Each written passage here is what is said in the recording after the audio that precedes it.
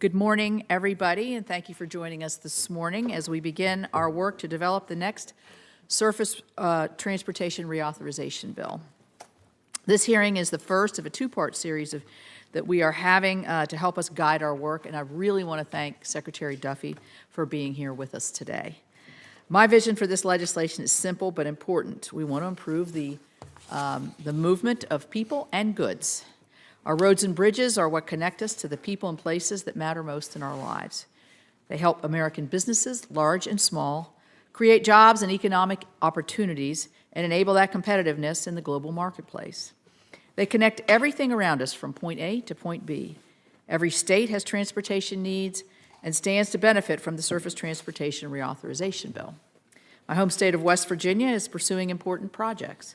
Like the Coalfields Expressway, I'm specifically mentioning these in front of the Secretary because he will be hearing from me on this one. These two, Corridor H, also to better link our communities to essential services and economic opportunity. This legislation provides the funding and establishes the policies and programs that enable the improvement of surface transportation network that we all so rely on. Since the enactment of the Bipartisan Infrastructure Investment and Jobs Act, the EPW Committee has reviewed and conducted oversight of the existing policies and programs. We've learned a lot about what is working and what isn't. That effort has provided me with three key principles for the next bill. By focusing on these principles, I'm confident that we can work towards bipartisan legislation as we have in the past that will deliver results for the American people. Principle 1. Improving the safety and reliability of America's surface transportation network with impactful investments. In recent years, we've seen an increase in the number and scope of federal transportation programs. These programs have often had duplicative purposes and project availability and eligibility. This leads to an expensive and time-intensive process to get funding out the door that disrupts the focus of federal funding and lessens the impact that the legislation can make. As we craft the next Surface Transportation Reauthorization Bill, we must make investments that instead optimize the impact of federal funding and give the state partners the confidence that they can invest over the longer period of time. We should focus on eliminating duplicative programs that invite regulatory overreach and increase funding for the highway formula programs that our states rely on and have a proven track record of success. Principle 2, reforming and modernizing federal programs and policies to increase efficiency. We all know that as currently structured, federal requirements can add red tape that increase costs and time and slow down the completion of projects. We all want to deliver transportation benefits faster and save money for American taxpayers. To achieve this goal, we need to take a serious look at the federal requirements to determine how to make meaningful improvements to our planning and procurement procedures, our environmental review processes for projects, and discretionary grants and loan requirements. By reforming and modernizing these requirements, we can create certainty for the partners who make these projects happen and ensure that the public receives benefits of these needed investments quickly. Principle 3, addressing the variety of surface transportation needs across all states. Obviously, different states have different needs. I wouldn't expect West Virginia, with our mountainous peaks and valleys, to prioritize the same transportation projects in other states and other parts of our country. By avoiding top-down mandates from Washington and giving states flexibility to address their individual improvements, I think that's what we need to be looking at. The bill can support our common goals while ensuring that federal regulations, programs, and policies recognize the different needs of our states. It will take collaboration from my Senate colleagues, our stakeholders, and the Trump administration in order to complete the bill before the IIJA expires in September of 2026. We must be pragmatic and work in a bipartisan way, as we have in the past, to develop a Senate bill that sets us up for a productive conversation on this reauthorization effort with our colleagues in the House. I'm grateful to Secretary Sean Duffy, who is here today to share the Trump administration's priorities for this legislation, and I look forward to learning more about those priorities.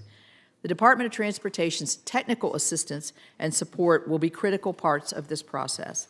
This is an excellent opportunity ahead of us to make a pivotal impact in our surface transportation network.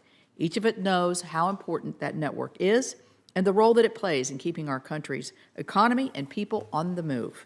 I'm excited to get to work and continue the EPW's bipartisan tradition of developing this legislation, and I want to thank our witness and the members for participating today in this hearing.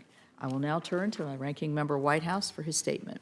Thank you, Madam Chair, and welcome, Secretary Duffy. It's good to have you here. A strong bipartisan commitment to infrastructure got us the historic Infrastructure Investment and Jobs Act. Last week, I attended the unveiling of the American Society of Civil Engineers 2025 Infrastructure Report Card. We are not A students yet, but the report card shows progress, thanks to both the bipartisan infrastructure law and the Inflation Reduction Act, which are delivering real results across the country. At the start of the Biden administration, our infrastructure was crumbling from decades of neglect. 46,000 bridges were in poor condition. More than 170,000 miles of major roads were in poor condition. We had unreliable and insufficient transit systems. The bipartisan infrastructure law began turning this around with long overdue investments in roads, bridges, transit, ports, drinking water, wastewater, and other systems that are the backbone of our nation's economy. We see this progress in Rhode Island's bridges. We've gone from 27% structurally deficient in 2016 to 12% in 2025. Like I said, not A students, but progress. And the bipartisan infrastructure law brought nearly 100 projects closer to completion in Rhode Island alone. As we think about the future of transportation and other infrastructure projects, it's incumbent on us to address a big obstacle: unreasonable delays. China builds high-speed rail, airports, and ports at warp speed while we tread water. Even France, long lampooned for embodying bureaucracy, builds subway and rail projects faster and at less cost than we do. Delays take many forms. There's permitting, and I'm thrilled to work with Chairman Capito on permitting reform. There's bureaucracy, and as I've mentioned many times before, we have to manage this interagency process monster better. To be clear, I and many of my colleagues rode the Biden administration hard about delays of infrastructure and other projects. This is actually very often a legislative versus executive separation of powers issue in which the executive branch hides behind interagency process, all sorts of delay, irresponsibility, non-accountability, and bad execution. We should take our oversight responsibility seriously no matter who is in the White House. The most recent spate of delays affecting infrastructure projects is the Trump freeze of infra, mega, bridge investment, and protect funding. Thousands of projects are backed up so they can be screened for DEI or other mega heresies by rattled and shrunken agencies. I want to start by thanking Chair Capito and her staff for helping unstick previously awarded funding for Rhode Island's essential Washington Bridge. Madam Chair, thank you. Secretary Duffy, I also want to thank you for your team's work delivering the funding for a number of discretionary grants in the past week, including those Washington Bridge funds. It's a crucial project, as you know, not just for Rhode Island, but for the region. It's where you turn to head out towards the Cape. It's a key hub. I hope that we can rapidly deliver previously awarded funding for the array of I-95 bridges that need the work and for the Mount Hope Bridge, which I want to show, because setting aside how important it is as a piece of transit infrastructure, it's also gorgeous. I mean, it's one of the most beautiful bridges in the country. It's 100 years old. We can extend its life. We need to get this done. As I said in our call, Secretary, and as the chair knows, I'm eager to work on bipartisan permitting reform, and the scoping conversation with our colleagues at the Energy Committee has already begun. I'm eager to do a robust bipartisan water resources bill and a robust bipartisan highway reauthorization. These three bills could be big, and they could be transformational, but I can't do any of that while the Trump administration blockades authorized and appropriated funds for approved projects, particularly if it blockades selectively. And I can't do that if the Trump administration violates its duty to see that bipartisan laws we pass are executed faithfully, not with favoritism. So, Mr. Secretary, the door is open in this committee. to big bipartisan things for our infrastructure, and I encourage you to walk through that open door. If I may just revert to one other topic for a moment. I addressed last week the mischief and the nonsense that has surrounded the Green Infrastructure Fund. And we've seen Senator Sullivan's a former Attorney General. I'm a former Attorney General. I'm a former U.S. Attorney. When you're firing career staff who disagree with you, when you're proceeding with only political signatures without any career staff who will sign, when you're getting shot down in one court and told there's no evidence for what you're saying in another court, and you're still sending FBI agents around to harass employees, and particularly when you're making derogatory accusations of fraud and criminality, which Administrator Zeldin has done, first, it's a violation of DOJ process. Second, as a matter of law, it's defamatory per se, and it appears from the rejection by the career staff, the rejection by the magistrate judge, and the finding of no evidence by the federal judge that this was a knowingly defamatory set of statements made by the EPA administrator and that acting U.S. attorney.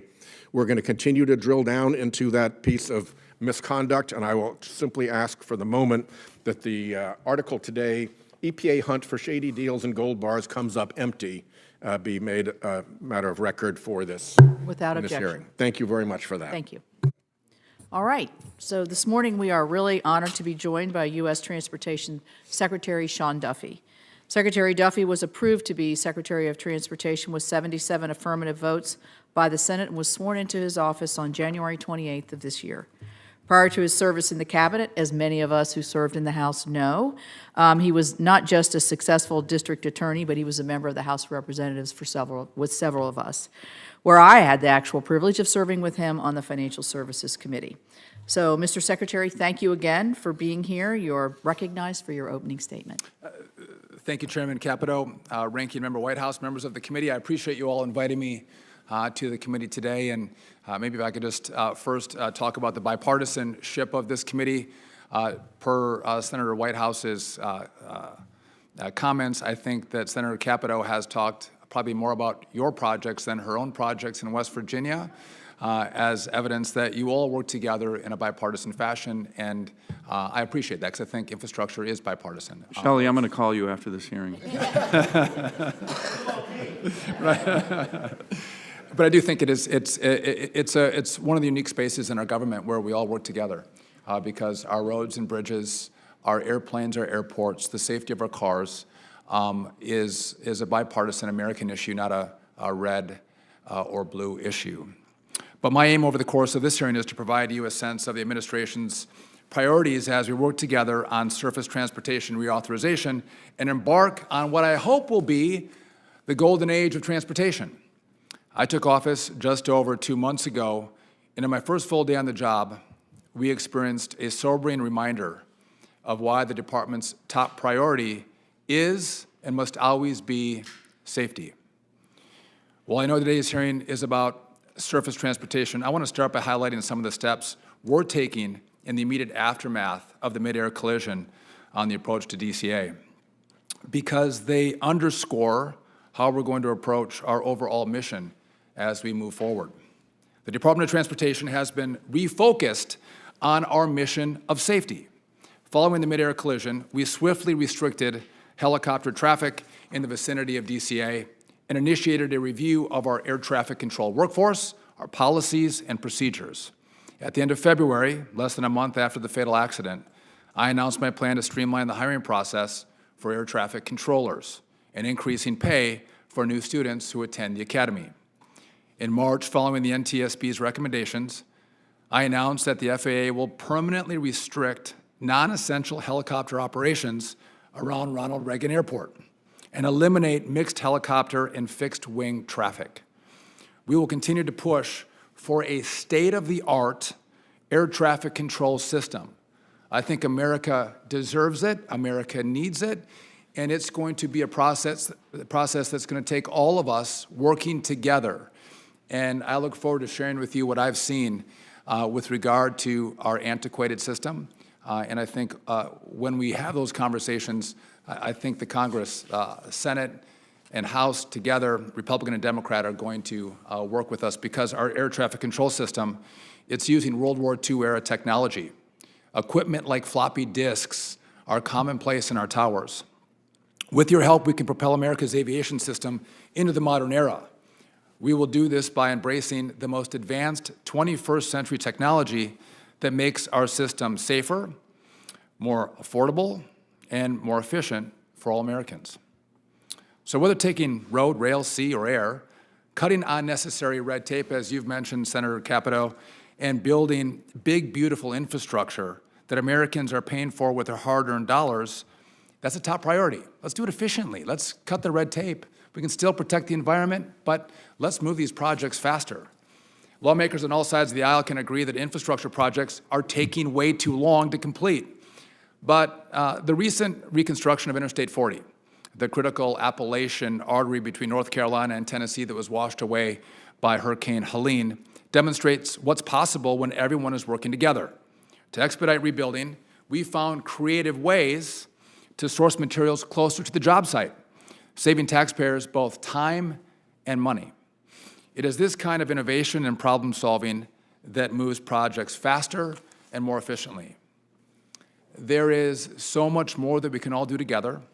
I look forward to working with the Congress on surface transportation reauthorization through the process. I appreciate you, Senator, starting these hearings early as we're just beginning the conversation. I think in Congress sometimes we start late, but to go through regular order I think would be a real benefit for the American people. We need to make sure our transportation infrastructure is built with speed, ingenuity, and durability so that Americans can reap returns on their investments, not just for this generation, but for generations to come.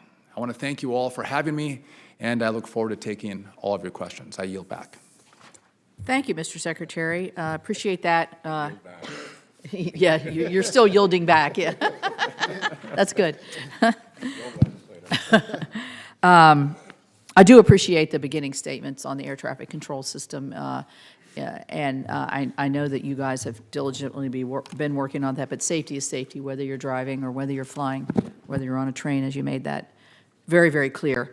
I would like to ask you about bridges. Senator Whitehouse mentioned that we still have a ways to go before our bridge infrastructure is where it needs to be for the future. You know, in my state, obviously, we have a lot of rivers and mountains. We got a ton of bridges. And we need your partnership to make sure that we're going to have the ability to fix, and we are on the process right now of some major projects, fixing some of our bridges or maintaining them. What can you say about bridges in terms of what you've seen since you've been there on improving our nation's bridges, and what more would we need to do to address the issues with bridge safety and bridge maintenance? Well, not far from where I grew up in Wisconsin, the I-35 or 35W, I believe it was, bridge in Minnesota collapsed. Bridge I've gone over many times. The Francis Scott Key Bridge that collapsed. We see that people lose their lives when our bridges aren't safe. And so I know it's a top priority for this committee and for the department as well. We'll make sure that the grants that have been awarded, we're expeditiously moving through those grants and making sure we have funding for that which was awarded. But you know, beyond that, I think we have to take a look at the list of priorities, and the oldest and maybe most dangerous bridges have to be funded first, and those projects have to get underway. Thank you. For the past couple of years, I voted for the IIJA, and I'm glad that I did, but I have raised concerns about the implementation in the IIJA's competitive grant programs and the time it takes, and we're going to see this as a repeating theme, I think, at the time that it takes to get that funding out the door. Can you please commit to a timely execution of project grant agreements? We know that there are numerous projects that are still been promised and are not through the pipeline yet. Promised by the previous administration, which is fine, but they still didn't move them through the pipeline. Can you talk about that and how you think that you can improve that process in your in your department? Thank you for the question, Senator. A lot of you, many of you have called me and said, where's my project? Where's the money? Can you speed this up? And I'll be happy to talk to Senator Whitehouse about questions that are gonna come from him on did we slow, did we pause, did we stop? There are 3,200 announced projects at the department that don't have signed grant agreements. 3,200. We are going to work through those projects, but if you say, where's my project, I'm not looking at 10 projects for grant agreements, 3,200, some of them date back to 2022. So there's a lot of workload to do to get these projects complete, to get the grant agreements completed and the money out the door to your states. I would just note that, Senator, usually, historically, there was 47 to 107 projects announced between an election day and inauguration day. This last administration announced around 950 projects in that time frame, almost 1,000% increase. And so everybody wants their projects, and I'm going to do my best to get those projects out the door, but it is a historic number that was announced. And it's easy, you know, to blow the kazoo and, you know, send up the balloons when you announce a project. The hard work is actually doing the grant agreement. And I'm committed in a bipartisan effort to make sure we get those grant agreements signed and out the door, and especially as we come into the spring building season, that's a top priority for us. So, and by the way, the first project that we actually got through and done was Senator Whitehouse's, so he asked about bipartisanship. I am committed. Infrastructure is not partisan. We all use roads and bridges in blue and red states, and I'm committed to making sure we have a nonpartisan view as we move money. You know, I'm interested in the 3,200 projects that basically landed on your desk the day you got sworn in that were not completed. Could you just flesh out a little bit why they might not be? It might be that they're environmental review, their financing. Can you just like kind of line out a little of those? That's a good point. So some of them are the NEPA work had not been done yet. That's true. There's others that would expand capacity. And so if you're going to expand capacity from 2 lanes to 4 lanes, it's my understanding there was a set of ideas that they didn't want to expand the capacity. They would redo current capacity, but if it was an expanded capacity, those projects actually sat for a longer period of time. So they sat at the back of the line. Yeah. And so, again, when the announcement goes, I'm going to work for all of you to get these projects out. But when I've got a lot of complaints, it is a lot of projects that we have to get done to make sure we can meet the commitments that were made in the last administration. And by the way, most of these projects are really good projects. I haven't found too many that I disagree with. It's good work for the most part. Right. Senator Whitehouse. Thanks. Again, thank you, Secretary, for being here, and thank you for your assistance with that bit of bridge construction support. I guess also thank you. There was a misbegotten effort at the Department of Transportation to require your office's approval every time any one of the 50 states wanted to change their state transportation plans. I think probably on a bipartisan basis, state transportation directors said, what? Why do you need to approve our state transportation plans? So you back that off, and thank you, because that would have been an unnecessary addition to the bureaucracy that bedevils infrastructure projects. But we still have the 3,200 projects, and my concern is that while some of them, a lot of what you describe as the problems on the way to final agreement would actually have been considered and resolved when the grant was awarded, right? You don't put a grant into a project where you don't know if it's 2 lanes or 4 lanes yet. You've got to figure that out first. So it strikes me that one of the reasons for the 3,200 case backlog that you've got is that you're trying to plow through these executive orders, many of which I believe are both illegal and nonsense, to examine each one of them to see if there are any MAGA hobgoblins and heresies in them, like strip out the word climate or strip out the word equity, that kind of stuff, which when you're fixing a bridge, if the word equity popped up, that's not all that interesting to me. Getting the bridge fixed is what's interesting to me. If the word climate popped up, that's not all that interesting to me. Getting the bridge fixed is what is interesting to me. And by the way, we just got a significant grant for the Newport Bridge, which is the key artery from the mainland to Aquidneck Island. A lot of traffic over it. The problem was that the cabling was rusting because there is a higher level of humidity. So we had to install dehumidification equipment in the cabling between the cladding of the cable and the cable itself inside the cladding to both solve the problem of rust and reduce the rate of rusting. So that grant application would have the word climate in it because the increase in humidity can be tracked to climate change. So if you want to stop a project like that to scrub out the word climate, you're wasting an enormous amount of time. There actually is a climate-related reason for it.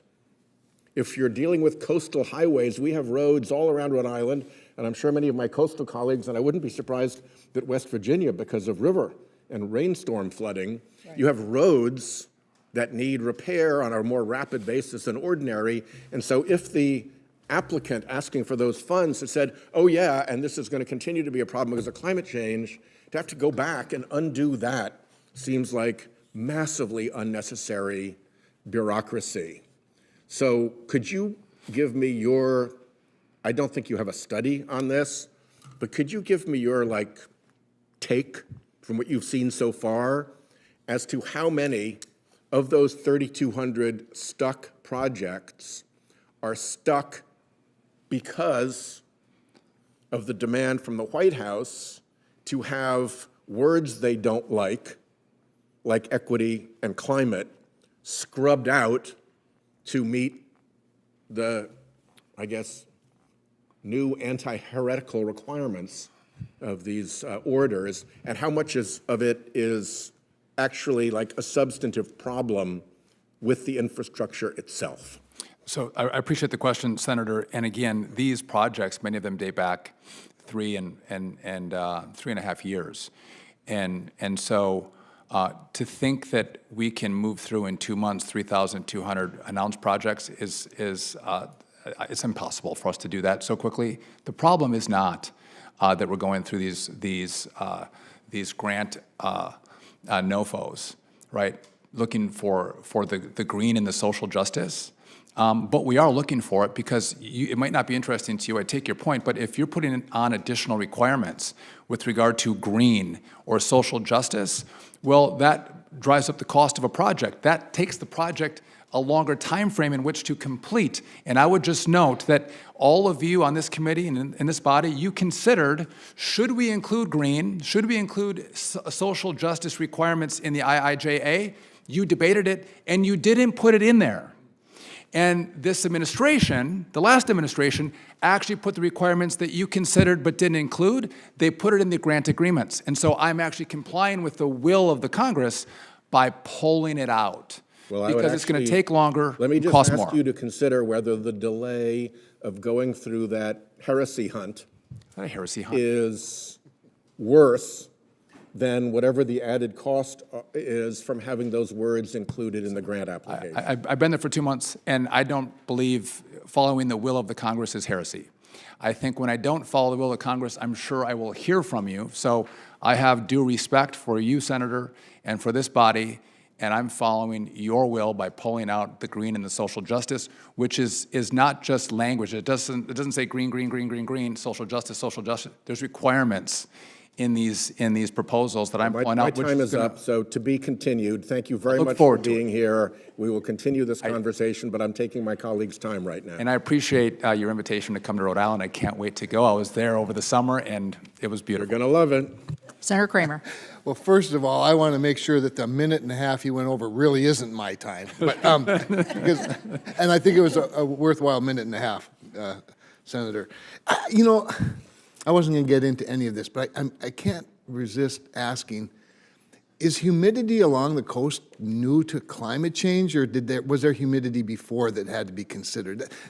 I think is a relevant question in the moment.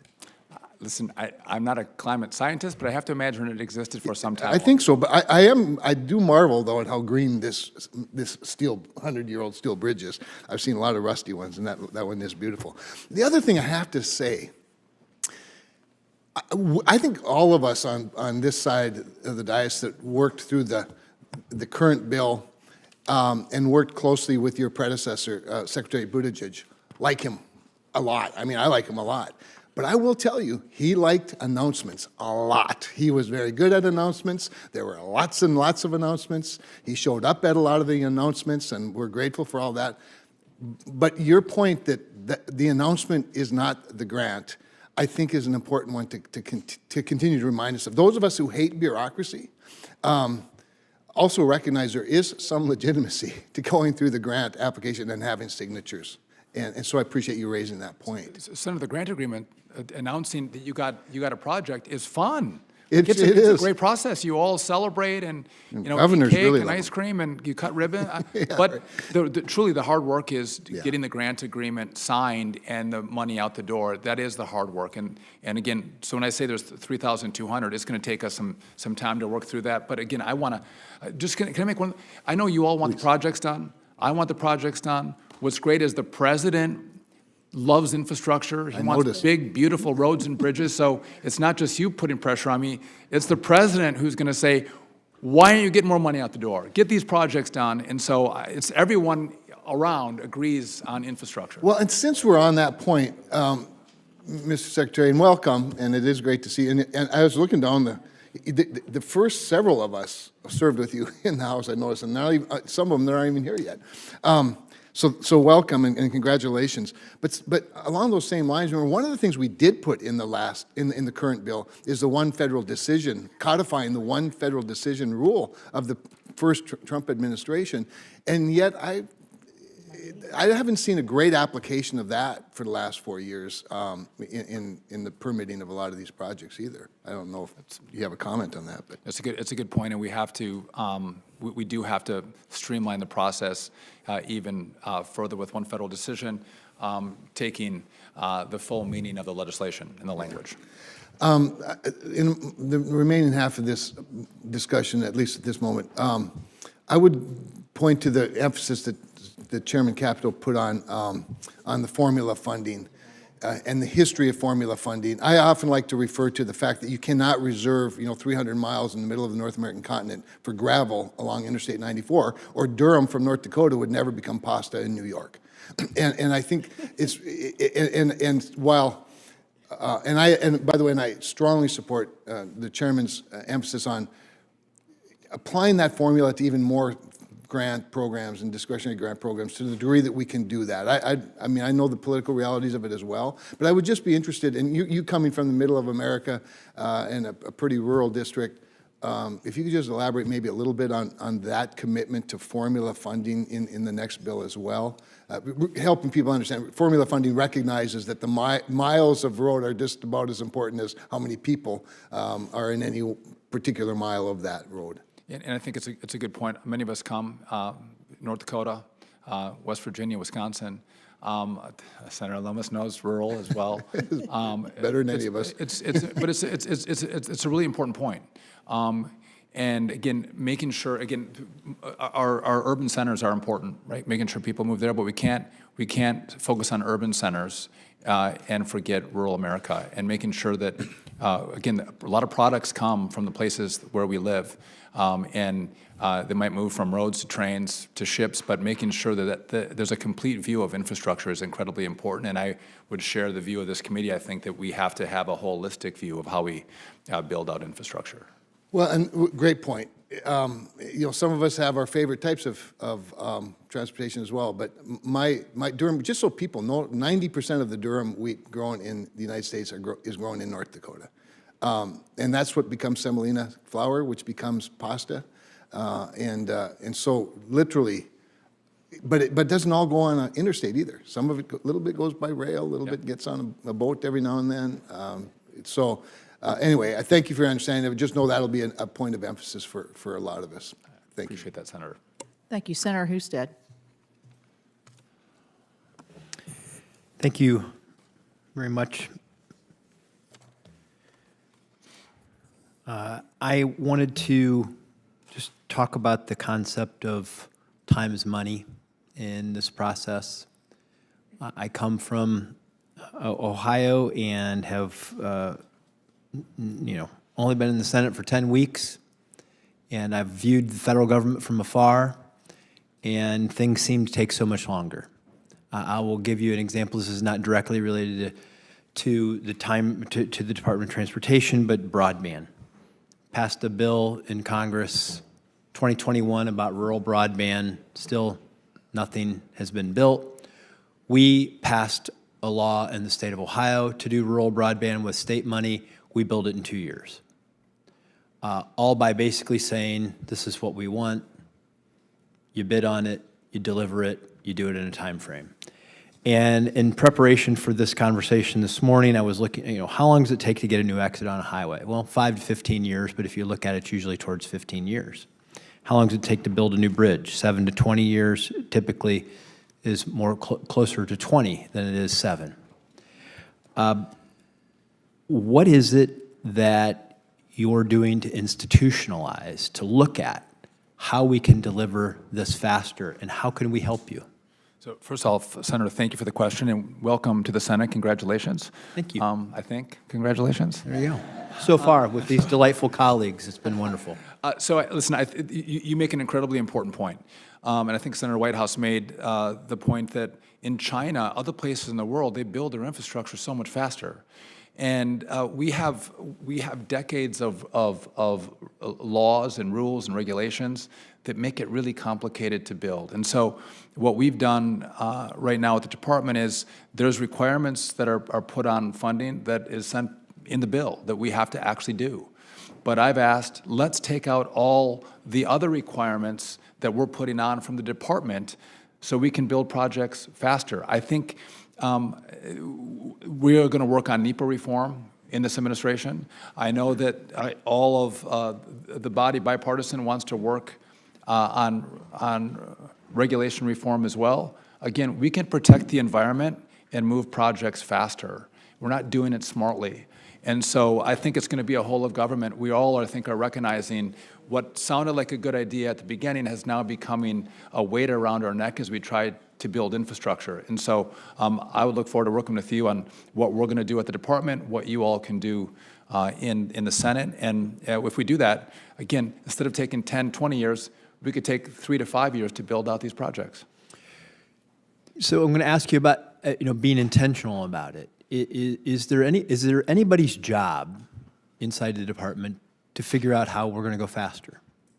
So what's important for the department is to streamline the process for the states, right? To take off as much of the weight as possible so they can build faster and spend more time turning dirt and less time doing paperwork.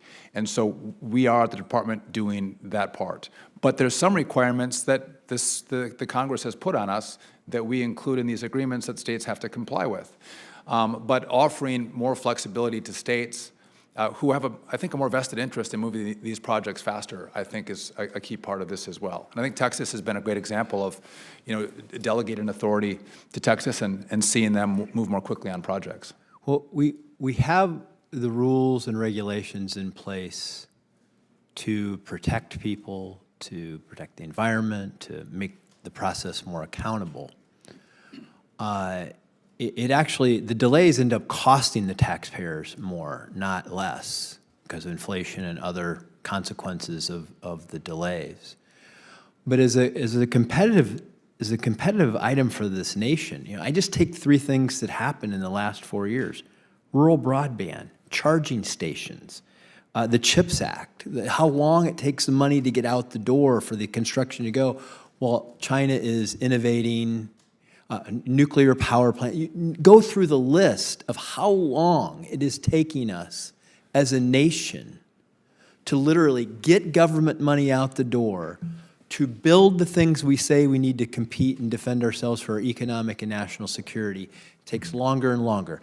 And I would argue that these rules and regulations are at the expense of Americans, that their health, for example, if we know that there is a traffic issue that's a safety issue and we take years to get it accomplished, people are dying, people's lives. It's not good for the environment if you have to. All of these things add up. I just share that and urge you to help us. I look forward to working with you. Time is money. We saw with the inflation over the last 4 years that these projects have become so much more expensive because they didn't move more quickly. And I would just, if I could take one moment and just, Yes, go ahead. the cost of a whole project, upwards of 40% of the cost is complying with the rules and regulations. We're not turning dirt, we're not building bridges. We're actually giving this to consultants, money to consultants, as we try to go through the regulatory process. And I think if the American people knew that, they'd be outraged. They want their bridge. Put the money in. By the way, if we streamline that process, it's not 40%, it's maybe 15%. That means we build more bridges. We build more roads. You get more projects, and Americans are happier, which is what we want. Happy America. Yeah, Less regulation. Yeah. Every time you have a compliance officer or an attorney, that's one less construction worker or engineer you're employing. 100%. Thank you, Madam Chair. Okay, I'm turning slowly to Senator Merkley because Senator Whitehouse wanted to make a quick comment. I just wanted to jump in and remind you that my distaste for interagency process is something that can be remedied purely within the executive branch by adding transparency and accountability so that somebody's in charge when interagency process fails or derails or delays. So please keep considering that, and both the chairman and I are eager to give you a thumbs up and a blessing if you can clean up the swamp of interagency process. I will, and you said I might hide behind, I'm not going to hide behind that. I'll join you in that effort. Senator Merkley. Thank you very much, Madam Chairman. And I really appreciate the point you're making about time is money. And really the concerns that folks have back home in Oregon is that projects, instead of being expeditiously going forward, that they're being delayed. And so everything you're saying, as I walked in the hearing room, I'm like, yes, yes, yes. And I'm just basically asking, put that philosophy to work. Because I'll just take an example with one of the bridges over the Columbia River, the Hood River Bridge. It's absolutely sitting on the desk waiting for approval for the contract. Meanwhile, you've got the design team waiting, you've got trying to line up the construction side, trying to get it all lined up. You can't line those things up until the signature gets onto the page. And in this case, it's a signature on the infra grant. Can you take a look at that project and say, is there any reason to hold this up? I mean, everything you just expressed, that is exactly how people feel. Like this project will be so much more expensive month by month if it can't go expeditiously forward. Is this the one between Oregon and Washington? Well, it's one of two, I-5? actually. The Hood River is in the middle of the Columbia Gorge, so it's the smaller project. It has a $200 million infra. It is not the interstate crossing, which is another really important project. So I will take a look at the smaller project, and I would love to talk to you about the I-5 because I think I saw the bridge needs to be redone. There's some simple things we could do to move that thing more quickly and get through the regulatory hurdles with the Coast Guard and others, and I'd love to have a conversation about that. But again, I think that would be a top priority for us to move that project. As you travel the country, you can remind people that the only kind of drawbridge left in the interstate system across the country is over the Columbia River. And if America can't figure out how to put a bridge that lets ship traffic go under it across the Columbia, then who are we really? Music to my ears. Thank you. Well, so that Hood River project is one. A second project is the Pacific Coast Intermodal port project. And this is where there's a deep water port on the Oregon coast that is perfect to establish more ability to move freight. And we have many things going on in the freight world, but we really saw before how overloaded the Tacoma and the ports in California, Southern, but this is right in the middle of all that. Has a railroad line that serves it, connects into the railroads going all across the country and the railroads going up the Columbia Gorge. And so it's a perfect place to add port capacity. And they too are hoping to see the philosophy you've been expressing applied so they can go forward with the design work for that port. Is this the Coos Bay? This is Coos Bay, yes. Yes, I've had internal conversations with the administration. It's on my radar, and I'll continue to look at it and work with others in the administration about this project and how it could move forward in a very productive way. I think it's an important area and an important project. You know, I've often heard folks talking about how when there's a project with national significance, it really needs to go to the top of the pile. This is one with not just regional, but national significance. To be able to get our products out fast and cheaply out of the U.S., to be able to get products in fast and cheaply. We don't want them going through Canada's adding port capacity. We want to have stuff imported to Canada and then ship it down into the United States. I mean, this is a huge opportunity for us to do something of national significance. I hear you, and I've heard others talk about this same topic, Senator, so I would be happy to partner on Thank this you. one as I well. really and think really through appreciate how it could look and how we could do it. And we have, since we have a lot of projects, obviously, lined up as every state does. Another one is the Safe Streets and Roads for All program. There's a whole series of grants. These are largely related to bicycle and pedestrian infrastructure and helping students get to school safely. I did notice a whole bunch of orange shirts with the word bike on it.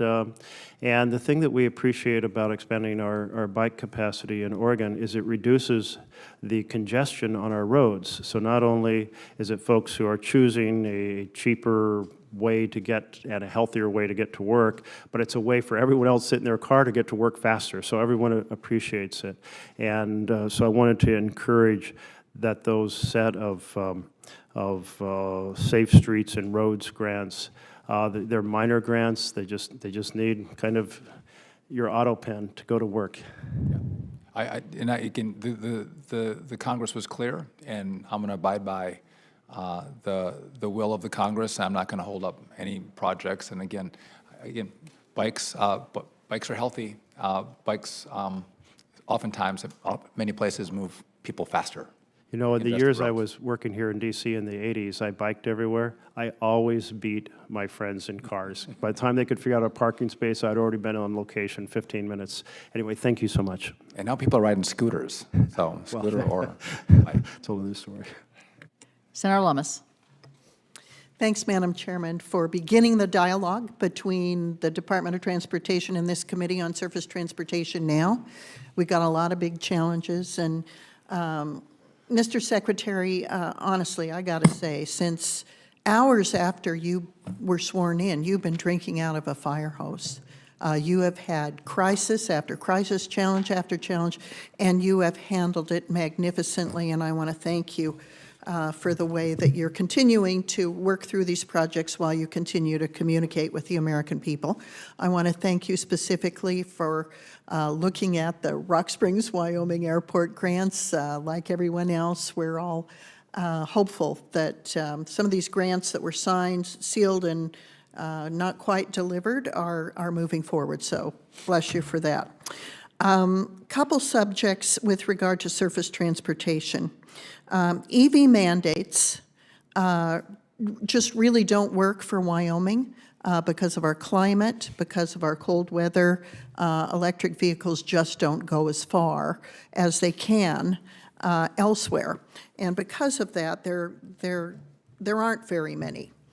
When there are electric vehicles, they're just not contributing to maintaining our roads and bridges because you have to be using a liquid fuel that pays a gas or diesel tax in order to maintain our roads. So we're all going to have to work together to find out a way that electric vehicles can help contribute to the maintenance of our nation's roads and bridges. But I have one little sliver of it that I want to talk to you about. The EV mandates and the NEVI charger program and its related discretionary program budgeted $7.5 billion with really disappointing results, and it's leading to the suspension in February that occurred so it could be evaluated. So I want to look at that program and ask you to look at it with me. Because the NEVI program just buckled under piles of regulation and rigid technical requirements, private capital was left on the sideline to address the EV charging issue. And so Wyoming and other states have millions of dollars sitting idle in accounts for chargers that they just can't build. And that's money that's not creating this joyful, happy America where we have great highways and great bridges.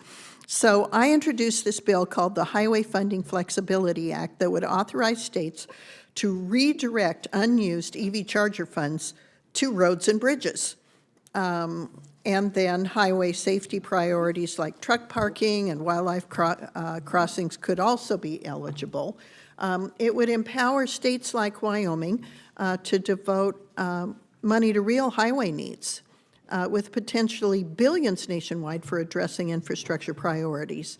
So I'd like your help exploring this and maybe other ways to make sure that money that has been appropriated could be put to use on big durable projects that connect our country, some of the projects that my colleagues have raised. So how do you recommend we go about having a dialogue about things like that?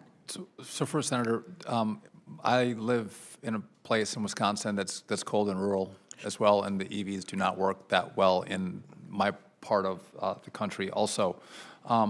But just in regard to the NEVI program, just to be clear, the guidance, I think, from the last administration wasn't working. I believe there's been, over 3 years, 66 chargers built with the $5 billion out of the $7.5 billion that was directed toward the EV chargers, and again, very burdensome regulation. And so we're redoing the guidance. Listen, you can have a debate about whether we should have charging stations or not. You guys all passed a bill with charging stations, but I think if you pass a bill saying we should build out American infrastructure with charging stations, we should build charging stations. We shouldn't pay people to not have charging stations. We have 66 of them. And so I look at the guidance, I'm going to make the guidance work. Whether I agree with it or not, you told me to do it, and so let's do it well. But there's still money there, and that's a role for the Congress to say, hey, do we want to take this money and use it for something else? That'll be your all's decision as you go forward this next year. But I'm going to do what you've directed, and 66 is a shameful number. Yeah. And again, it goes back to the senator from Ohio's point. There's way too many rules and regulations. Yeah. And then people can't comply, and then you don't get the build. So I would be happy to work with you, though, on kind of what we're thinking, and happy to work with you on what you're thinking. But I do also believe that EVs should pay part of the cost of roads and bridges that they use. And how you do that is a question that we'll have to grapple with. Thanks, Mr. Chairman. If we get a second round, I'll ask you about truck parking. There again, there's a Department of Labor rule that says you can only drive a certain number of hours and then you absolutely have to stop. And there's no place for them to park. And so that's an issue for another round. Thank you so much, Mr. Secretary. Thank you, Senator. It's a safety issue. We have to address it. Yeah. Thank you. Senator Padilla? Thank you, Madam Chair. Secretary Duffy, thank you for being here, and appreciated our productive, constructive dialogue by phone yesterday on some of the California transportation priorities that we've been discussing for a while. And I appreciate, Madam Chair, the opportunity to shed light on the bipartisan infrastructure law. It has meant more than $54 billion of investment and a number of projects throughout the state of California that not only help keep up with our transit needs, help keep modern and efficient some of the nation's busiest ports, and of course our extensive highway system. We're doing so to meet some deferred maintenance needs in some respects, but also making necessary improvements to accommodate both a growing population and a growing economy. So a lot of these projects have been a long time in coming, and we're finally glad to see the activity happening.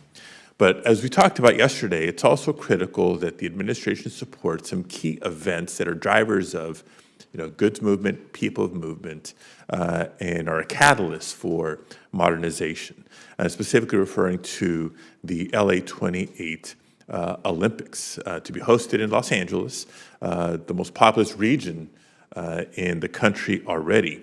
But add to that the anticipated 15 million ticket holders coming to events in 2028.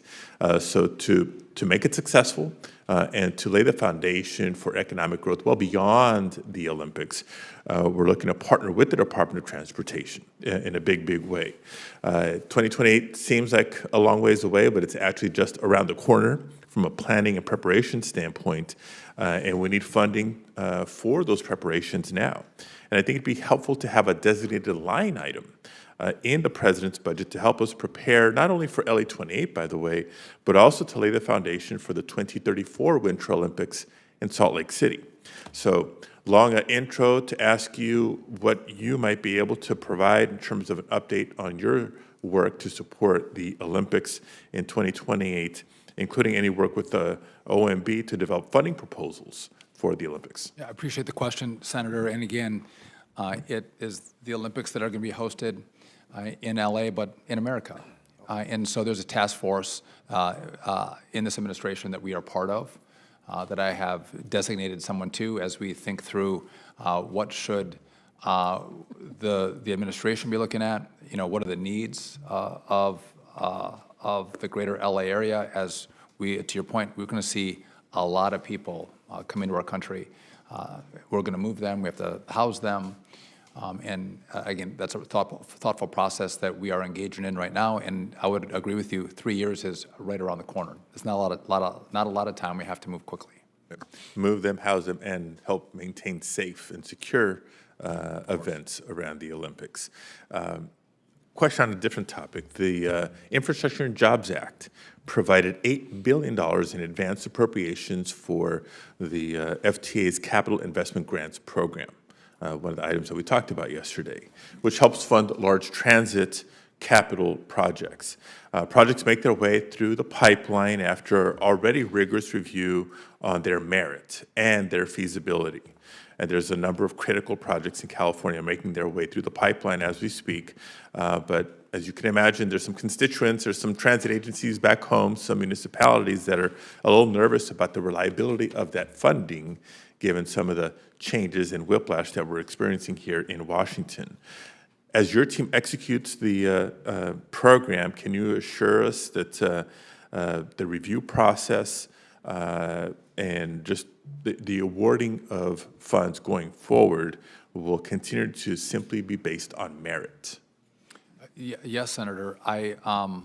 And I think you might be also referring to the California High-Speed Rail project, which we are going to. One of a number, yes. And per our conversation yesterday, our people have been in touch with the California Rail Authority, I believe is who that is. And but I do believe, as a philosophy, if we commit to rail, if we commit to infrastructure, we should actually build the infrastructure we commit to. And I know that this project you've laid out, there's distinct differences for the LA to San Francisco portion of this high-speed rail. But when we give timelines and projections of cost that we can't meet, and it's $33 billion now, it's going to be like $133 billion. There was time frames that were set by, it should be done by 2020. Now there's no time frame in which it's going to be completed. That's not your fault, Senator, but we have to actually deliver on projects for the people. And we don't have high-speed rail in America. If we want to have high-speed rail and you want to dedicate money to it, Let's actually show America what high-speed rail looks like, because we built it. We didn't just spend money on a project, we built a project. I respect that, Mr. Secretary, but to be clear, that's one of a number of projects I was making reference to. There's transit projects, including rail lines in and around San Diego. Second largest city in California, still another one of the largest cities in America, in and around Los Angeles. Yeah. Second largest city in America, but the anchor for the most populous county in America, around the San Francisco Bay Area. So areas of significant economic contribution to the nation and our federal coffers that can continue to grow with the proper infrastructure investment. So wanted to keep those moving along. Look, Yes. my time is up. I may submit some questions for the record, but appreciate your attention and partnership. Senator Mayor, Sullivan. I want to keep them safe too, Senator. I want when people ride the rail, I want them to be safe when they move. Absolutely.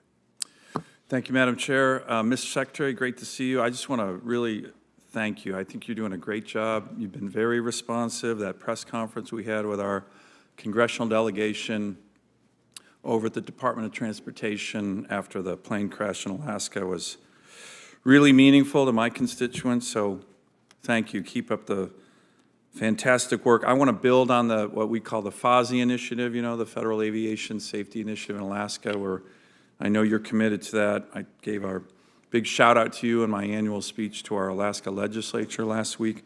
One thing to follow up on, when you're talking about ATC, the Anchorage Center for the FAA on the air traffic controllers, these men and women do a great job. I'd love for you, when you come to Alaska, to see them, but I agree, it's like Post-it notes, floppy disks. I mean, it is so antiquated, and they just don't do aviation control for Alaska. Anyone who's flying from the lower 48 to Asia, Japan, Korea, they fly over Alaska. The ATC in Alaska essentially takes them, controls them, hands them off all the way in Tokyo. So they're protecting the whole country. So can you commit to me to help with technical upgrades? I just met with a bunch of our ATC leadership, and boy, oh boy, they're great, but they really, they're World War II era technology. So I would look forward to, I worked out what will be a proposal for the Senate and the House. I've shared it with the President. We're trying to just pressure test the cost on this before I send it to all of you, but we need to, this is an American effort. Yeah. And time has killed, you guys have spent a lot of money on trying to upgrade air traffic control, and there's a lot of highfalutin ideas out there. We're at the basics. Yeah. Let's build the basics of this system that gets rid of World War II and brings us into the 21st century, and Alaska is a key part of it. And we talked about hotspots around the country. You mentioned the Anchorage. Yep. That's been a focus of the FAA, and using AI technology to see if we're missing something that's not visible to the human eye with regard to issues in your airspace. So Right. And thank you. And then but again, when you're looking at ATC tech software upgrade, boy, oh boy, Anchorage Center needs it, and it's not just for Anchorage. Like I said, they take care of everybody flying to Asia. I want to do the whole country. Everybody needs it. So we a whole American build-out. American jobs, tens of thousands of jobs. It'll be great. Couldn't agree more. Bridges, I'm so glad to see the chairman and my good friend, the ranking member, talking about big, beautiful bridges. I just, you know, that is a beautiful bridge, Senator Whitehouse. By the way, the one thing, though, that my good friend from Rhode Island didn't mention on permitting delays, he mentioned reforms, bureaucracy, the freezes, far left, radical, environmental, frivolous lawsuits. My state lives with that. That's what we deal with every darn day. And if there isn't litigation reform, these groups who want to kill roads, bridges, ports in Alaska, they get a free hand. These groups are allowed to sue like 6, 7 years after records of decision. It's ridiculous. So we need permitting reform that limits the radical far-left environmental groups from crushing every project, particularly in my state. I can't wait to work with Senator Whitehouse on those ideas, too. Representing the radical far left. Well, you kind of do, but we're still good friends. Anyways, I did have an amendment a couple years ago that I'd love for you to take a look at on bridges. that said if it's an existing bridge and you're going to rebuild it in the same space or do maintenance on it, why in the heck do you need to do a NEPA? So my bill, which every Republican supported, I can't remember her name, California Senator, she went on the floor screaming, the Sullivan Amendment will kill children. I'm like, what? I mean, so we want an exclusion from NEPA if all you're doing is building in the same footprint for a bridge. It's common sense. And would you agree with something like that, Mr. Secretary? 100%. Okay, I'm going to re-attack that, and Sheldon Whitehouse is going to be my co-sponsor. I do like working with Senator Sullivan. Okay, that's what I mean. Mr. Secretary, I have a list of frozen build grants that I'm going to just have you for the record. Not many. You guys have done a good one. You just unfroze the FHWA one in Whittier, Alaska, but if you and I can work on that. And then finally, we'll submit that for the record. Two final quick questions. We are trying to do a lot. You just sent me a letter. I really appreciate that yesterday on the building out of the Port of Alaska, Port of Anchorage, we call it. We're getting federal dollars, MIRAD and others, so thank you. But once again, the permitting is, you know, I wrote you about NEPA, but there's a NOAA, you know, beluga whale thing. I mean, we need to get everybody together on the permitting side for the Port of Anchorage and follow through on the President's Day 1 executive order on unleashing Alaska's economy and resources, which we are very happy President Trump did that. Can I get your commitment to work with us on that kind of, because it's not just you guys, and your letter was much appreciated, but it's other agencies, and I think we just all need to get together and say, hey, this is a really needed port. We're finally getting federal dollars to it, but we got to get the permitting right. If it's 6-7 years on permits, that's just wasted money, wasted time. I would welcome the opportunity to work with you, Senator, and I look forward to seeing you in August. Great. And then finally, I'll submit it for the record. We have an idea on the tribal transportation program that can help our tribes get more infrastructure dollars. As you know, a lot of our tribes, not just in Alaska, but in the lower 48, they really suffer from lack of infrastructure. And there's some ideas to help that program be more efficient, get some more funding to our tribes throughout America, and would welcome to work with you on that. Yes, Senator. Thank you, Ms. Secretary. You're doing a great job. Take us to Senator Schiff. Thank you, Mr. Secretary. Thank you for being here. I want to raise concern about a number of projects in California that are still waiting for an answer. In the mega program, $283 million for the Port of Long Beach rail construction project, $166 million for Contra Costa's Innovate 680 program, $53 million for a multimode facility in Madera. In the infra bill, $105 million for Redwood City, SR 84 and US 101, $98 million for Caltrans, SR 99, Tulare improvements. In the rural surface transportation program, $41 million for the city of Tracy, Corral Hollow Road project, $35 million for Yuba County, Plumas Lake Boulevard. In FHWA, $102 million for Caltrans I-5, $56 million for SJV Air Pollution Control District, $55 million for California Energy Commission. In reconnecting communities, $26 million for the Housing Authority in LA, $11 million for the City of Goleta Multipurpose Path. In the RAISE program, $25 million for BART, $23 million for the Palmdale Grade Separation Project. This is a partial list, and these projects really haven't received word, so they're unclear of the status of the projects. And the delays might end up killing the projects. The delays will certainly end up costing more to do these projects as material costs go up and other costs increase. And I'm raising the concern because we don't know whether these are changes in policy that are affecting grants that have already been approved, or whether this is a lack of personnel to administer the grants, and I'm further concerned with layoffs that might further delay getting this money out the door to do these vital infrastructure projects. So would ask for your comments generally on when you think these cities and counties will hear from you and your department, but also whether you're mindful of the fact that delay has a cost, a real dollars and cents cost. I appreciate the question, Senator. I would, maybe to give the whole number, there's been 200 awards announced for California to the tune of $1.74 billion. There's a lot of money that announcements have been made over the course of the last 3 years where you don't have grant agreements on those announcements. I don't know that you were here for this, but there's 3,200 announcements that were made by the last administration where there's no grant agreements. That's unheard of. So I'm going to work through those announcements and get grant agreements so we can build those projects that you're talking about. And just if I can quickly, I don't want the Republicans to get annoyed at me, but Senator Whitehouse got a bridge, and in California we're going to announce is it Madera 14 Expressway? That one has been completed. We're almost ready to sign that, as well as the Otay Mesa, $150 million. That's at the border crossing. I believe that one's ready to go as well.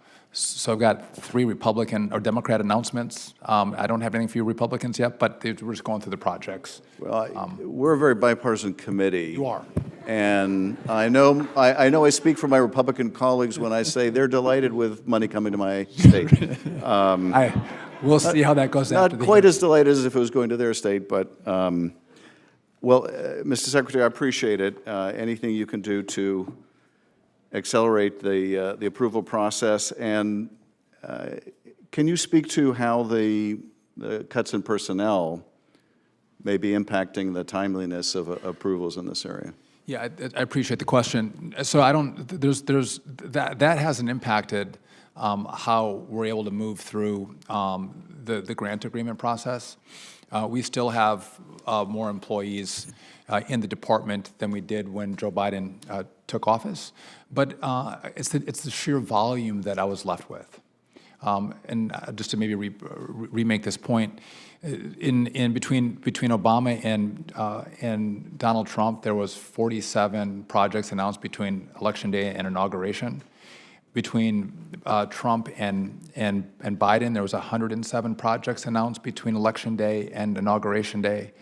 And in this last term, there was about 950 projects announced. So there's been a massive number of announcements, historic. But then that means our department has to do the work of, truly the work is doing the grant agreements. The announcements are fun, but grant agreements are the work, and I'm going to get through that, but it's going to take me some time, and I'd ask for some patience from the committee just because the workload is so significant. Well, and Mr. Secretary, if there's any further information you need and you're having any delay on our end, please have your staff reach out to mine, and we want to make sure that we get you all the information necessary to move these projects forward. I appreciate that, Senator. Thank you. Yield back. Particularly if the delay is substantively based and not a heresy hunt. Senator Curtis. Thank you. As we were talking about bridges, I saw one big, beautiful bridge from the senator from California's state over to my state, skipping the state in between. Quite a bridge. Secretary Duffy, so delighted to have you here in this capacity. I associate myself with my colleagues who have complimented your fast and early start. Thank you for jumping right in and the work you do. And I'll be careful because I don't know your travel schedule, but hypothetically, if you found yourself in Utah in the next short time, we would be very excited. And we have a project we would love to show you, our front runner. I think you're familiar with that. We've got the Olympics coming also in Utah a few years later than California. 80% of our population is serviced by this one rail because of the geography of our state. And that 80% is expected to double in those short times. So we'd love to have your support on that project and love to personally show you that as well, given the opportunity.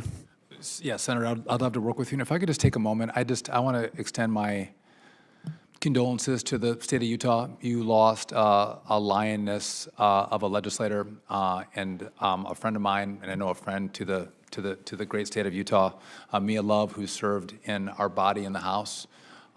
She lost her battle with cancer. She has a wonderful family, and I know she loved Utah, and she served your state well. And our hearts are broken that you. We And, lost her. and on behalf of the state, thank you for your friendship with her, too. I know she thought very highly of you. Also want to bring up, Utah is unique in the sense of our regional planning MPOs. They actually like each other and get along. At the time I was serving as mayor, I was told we had the only statewide MPO project in the country where all the MPOs agreed across the entire state. And that synergy is just really important. So I just wanted to get your thoughts on MPOs, particularly in the reauthorization bill, how you see the role of MPOs. Listen, if it's working well in Utah, and as we go through the reauthorization, I'm sure you'll be a champion, and I'll take your lead. And what do we learn from the successes, and how do we improve on the successes in this new bill? Excellent, good. We've had a lot of conversation today about bureaucracy and regulations. And going back to my mayor days, whenever we built a project, we knew the rule of thumb was if we took $1 of federal money, it increased the cost of our project by 30%. And keeping the same standards, right, all the same NEPA requirements, and yet it was led by the state and not the federal government. So one of my questions for you is, what role can we transition traditionally done by the federal government to the states? Utah loves to be the lead on these projects, and would love to get your thoughts on that and how we can deal with that. I think it's a great point. We have been trying to designate more authority to states because they move projects faster than have happened when going through the federal government. But to the larger point, I think there is a philosophy about what we have to do with the permits and the environmental reviews, and I do believe there's an understanding in Democrat and Republican that what's been created today is not what was anticipated when bills were passed, and that's why I think there's bipartisan support to do reform in this space so we can move projects faster and more cheaply. And again, we don't have to sacrifice an environmental review, but I think it was Senator Sullivan who mentioned the litigation and the complication and the cost is real. And I'll do my part. I know the administration wants to do their part, but the Congress has to do their part as well to streamline this process, and we can move. Given any opportunity, Utah would love to serve as the lead agency in environmental projects, and would love to talk to you about that and how that may help us streamline. I would love that. Good. Recreational Trails Program, I'm just going to read a stat here. Off-highway vehicles users like four-wheelers, ATVs, and off-road motorcycles contribute $281 million annually to the Highway Trust Fund and only receive $84 million back out of it. And would love to have that discussion with you, too. That's a big deal in Utah, returning some of those back to the trails programs. I would welcome that discussion. And again, I know it's big in Utah, but northern Wisconsin, also big deal. A lot of people come to ride through our beautiful forests. Sounds like something I need to do. I'll get out. You get out to Utah, and I'll get out to Wisconsin. Thank you. I recommend July or August. Okay, thanks, Mr. Secretary. I yield my time. Senator Kelly. Thank you, Madam Chair, and thank you to Secretary Duffy for being here today. And it's great to have the opportunity to speak to you on the phone yesterday.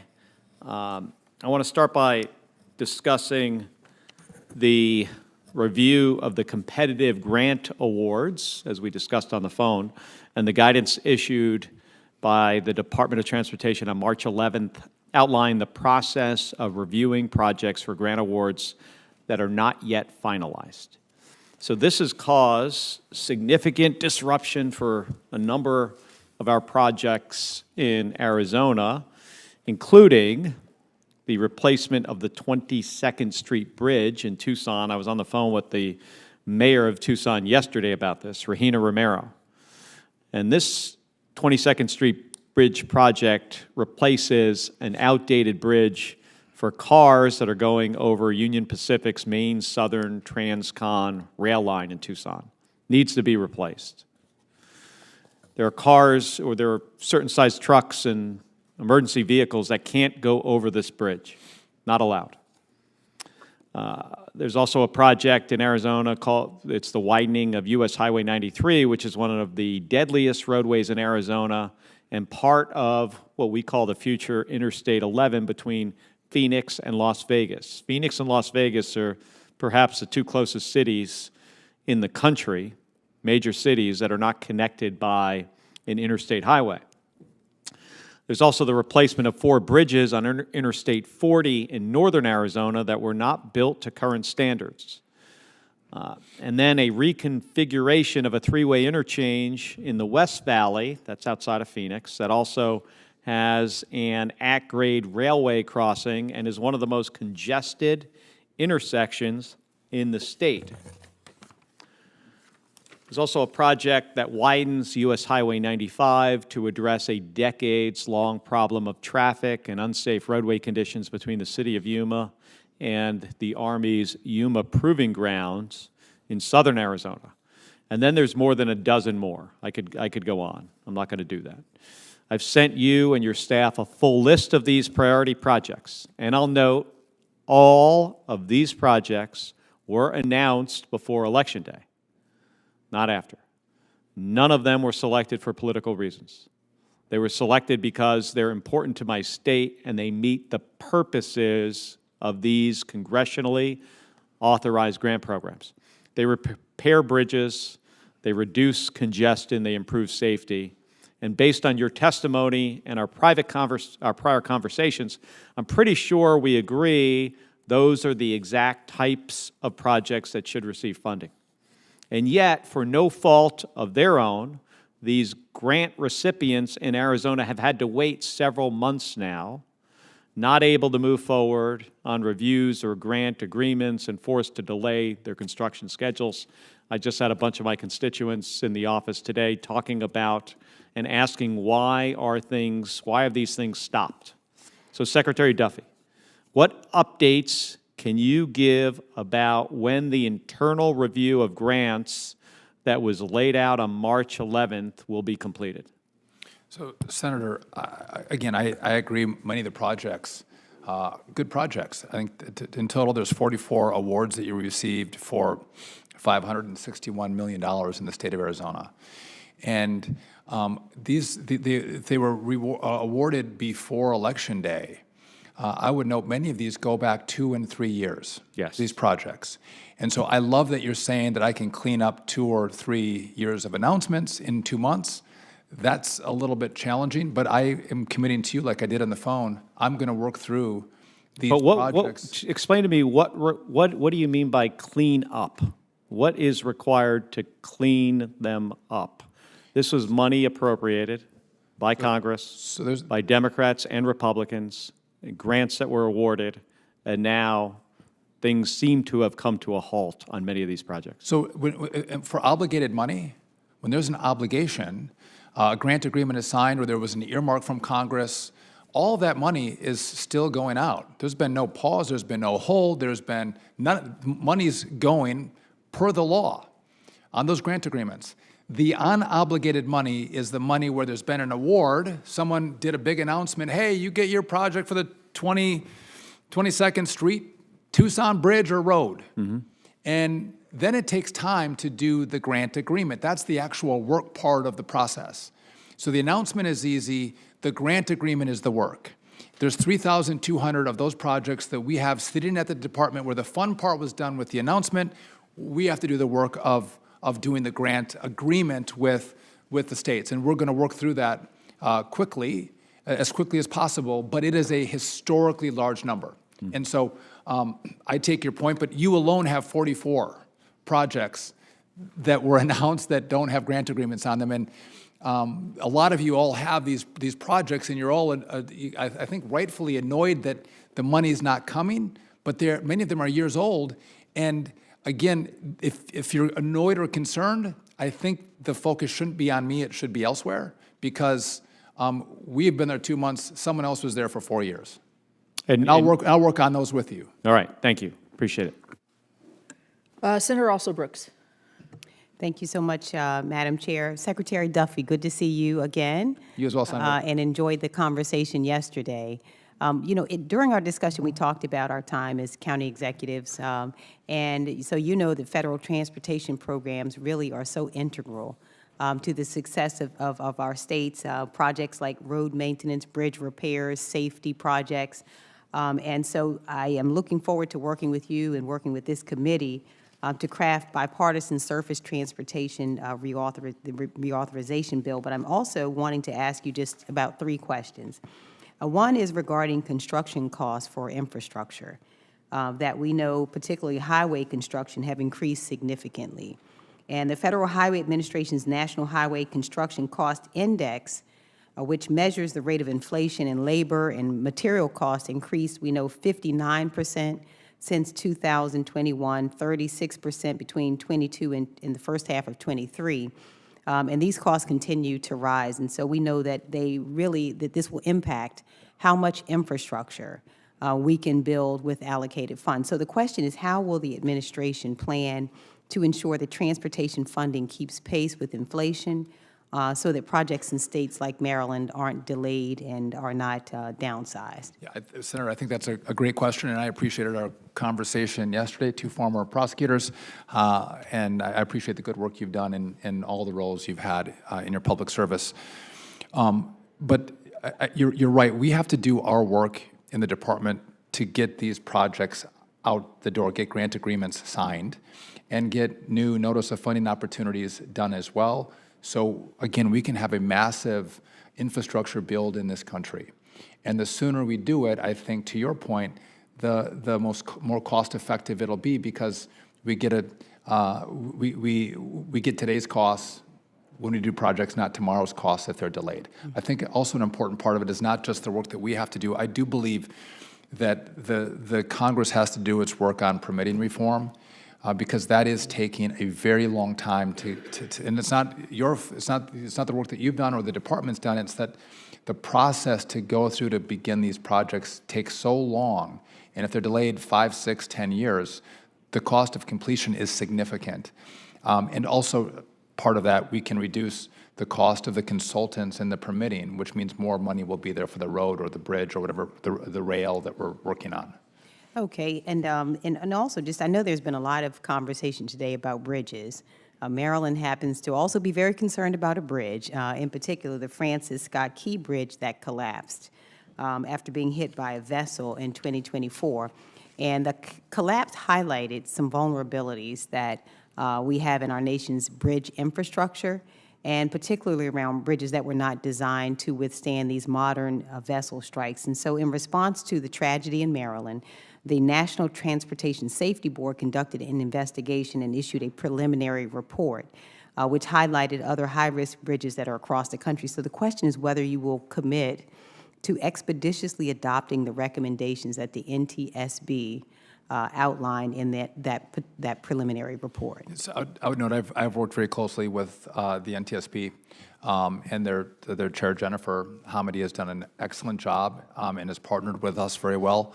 I want to take a look at the recommendations, and again, to implement recommendations on the number of bridges that she highlighted would indicate a significant amount of money that comes in this upcoming bill. Again, the resources have to be provided, and you all have to have the discussion if that's a priority for the Congress. But I'm happy to engage, and we should have a broader conversation together about what that priority list looks like. So again, the Francis Scott Key Bridge and the lives that were lost there, tragic, and we want to make sure that doesn't happen again.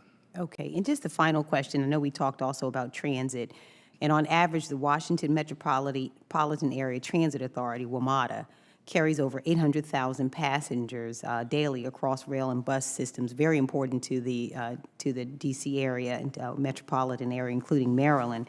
And so I want to ask you whether you will, the funding stream has been so important to us, and I know that the lack of predictable funding really does harm the safety of passengers. I know we talked a lot about safety on those transits. So as Secretary, will you work with Congress in supporting long-term predictable funding streams for transit systems like WMATA and MTA?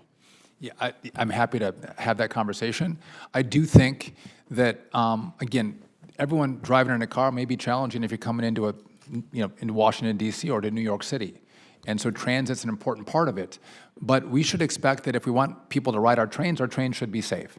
They should not be subject to violence on our subways or our trains. And I think that's local communities. And I think the mayor has been making good efforts in D.C. here. but we have to take steps to make sure people are safe. And also, I think we have to look at the cost. In New York, I believe it's the next most expensive place to build subways is London, and New York is 5 times more expensive than London. So we got to get our costs under control as well, because we don't have a unlimited amount of money. We don't have a money printing machine, though some people might think that the Congress is a money printing machine. It's not. And so let's use the money well and make investments that go further for the taxpayer and the American people, and make sure that they're safe. And I would work with you on that and figure out how we make those goals a reality. Right. Thank you. Thank you. Thank you. Senator Blunt, Rochester. Thank you, Chairwoman Capito and Ranking Member Whitehouse. It's good to see you, Secretary Duffy. I want to, first of all, thank you for your responsiveness. When I've called or texted, you've been very responsive, and I appreciated our conversation as well in preparation for today's hearing. I'm running back and forth between 2 committees, so I apologize, but the other committee was also focused on safety. Commerce Committee, we were talking about aviation safety. And so today, we all know how important safety is. And again, just want to thank you for taking the time. I want to focus for me on a couple of projects. You probably heard a theme here from many of us that are important to Delaware. And I know when we talked, one of our conversations a few months ago was about the announcement of funding freezes, and you were very responsive at the time. And I shared with you recently that in Delaware, we have the Cape May Lewis Ferry system, which received a $20 million grant to replace an aging vessel with a hybrid ferry that is now on hold. This new hybrid ferry's engine would reduce fuel consumption by 35%. That's transformational. Over the past 60 years, the Cape May Lewis Ferry has been a stable provider for travel and tourism. The service transports approximately 775,000 passengers and 275,000 vehicles a year. Without modernizing without this funding for the modernization, this vessel, we would just be at risk. And so, Secretary Duffy, I wanted to talk to you about the certainty of these funds. Can I tell my constituents that this funding for the project is still confirmed? Yes, so Senator, just yes, but when you say the money was, we froze money, we did not freeze any money at the department.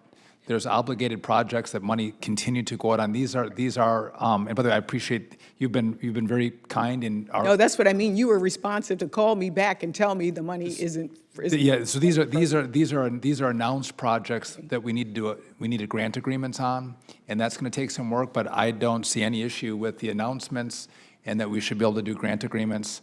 And I have to, again, prioritize for everybody has projects to the tune of 3,200 of them.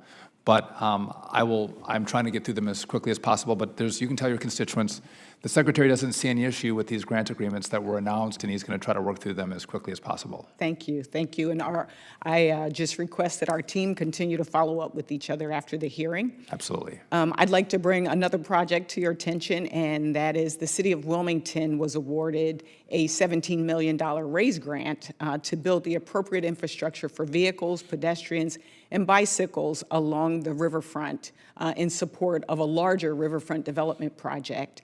While monthly land use discussions have continued with the Federal Highway Administration, the grant agreement discussions have not yet resumed. So Secretary Duffy, if you can clarify, you said this isn't on hold, but is one of the challenges because it's multimodal transportation? No, I appreciate the question, Senator. And this is one of the issues that this project is for the Wilmington RAISE grant.